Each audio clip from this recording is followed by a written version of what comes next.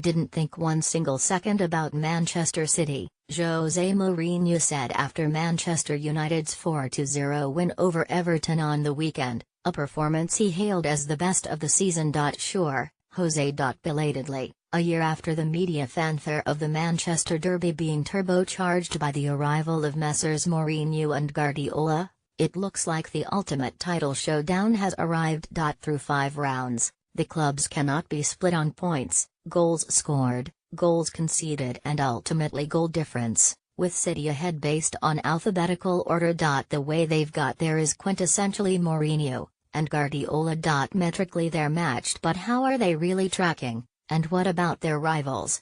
Here's an appraisal after 5 weeks. United Mourinho may have missed out on Ivan Perisic, but there's evidence that Manchester United truly do have the most balanced, deepest squad in the competition. With Zlatan Ibrahimovic recuperating and Romelu Lukaku taking comfortably to life at Old Trafford, United can also boast that 7 of their 20 goals this term have been scored by substitutes. Having the likes of Marcus Rashford, Marwan Fellaini, Anthony Martial, Ander Herrera and Jesse Lingard as options is part of the reason why United have scored more goals, 9, in the final 15 minutes. According to Opta than Chelsea, Tottenham and Liverpool have scored in the full 90 this season. On one hand, it shows this United side is well-rounded, determined and patient.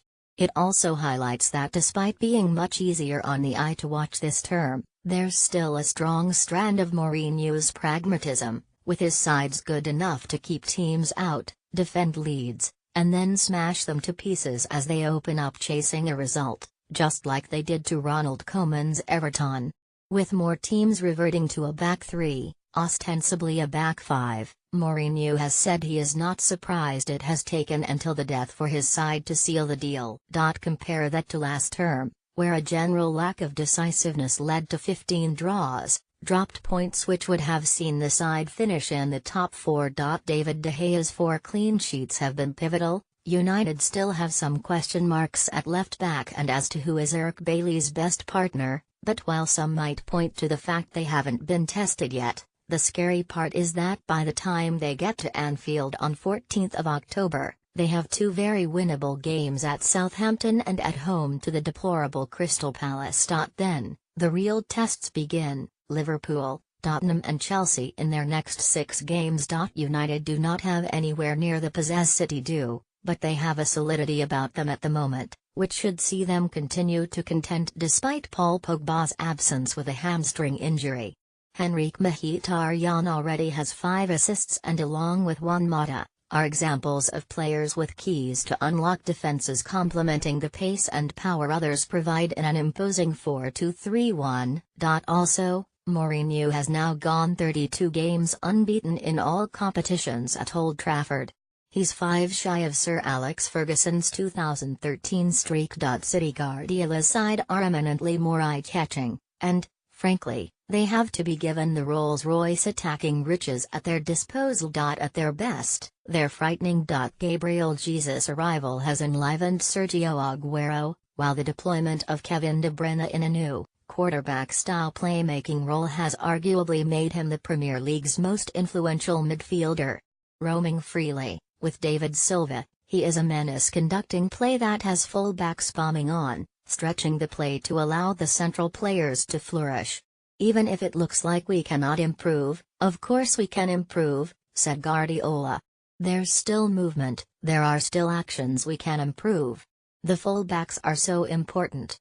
They offer energy to go up and down, so that means we can put more players in the middle, to play, to pass the short passes. I like it when we play short passes through the middle, 5-6 meters, that gives us continuity, he added. We create the spaces behind the press. To do that you need more players in one position. And Kyle, Walker, and Danilo and Mendy help us a lot to be able to do that. Without that it would be even more complicated. Even their centre-backs score goals. John Stones and Nicolas Otamendi have contributed 3 goals in the last week alone. But, clearly, City's Achilles heel will be defensively. Will that be shored up? Or will their embarrassment of attacking riches mean that they'll simply continue to outscore whatever they leak? With City increasing their number of crosses per game to 18.6, while maintaining their success rate from last term, it has been obvious already how key Guardiola's fullbacks are, with Kyle Walker and Benjamin Mendy at the heart of what Guardiola is building, a dazzling, compelling football side. But let's not get ahead of ourselves, even though both Manchester clubs have